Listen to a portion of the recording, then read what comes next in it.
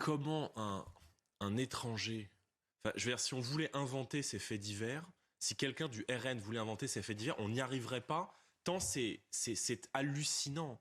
On a un étranger qui est clandestin, qui a été condamné pour avoir tiré sur des policiers, qui a purgé sa peine, qui ressort, qui est censé être sous le coup d'une procédure d'expulsion, qui récidive et qui menace de tuer des policiers.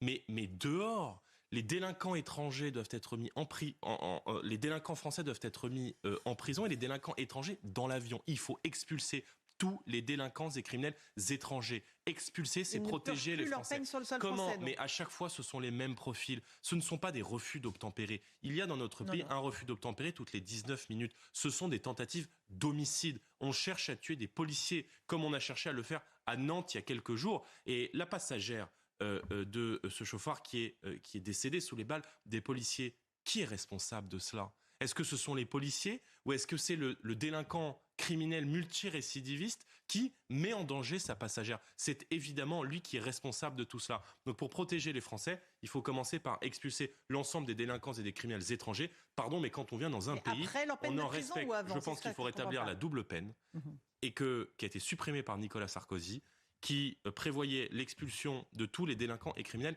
étrangers. Quand vous arrivez dans un pays, vous êtes étranger, vous commettez un crime ou un délit, dehors.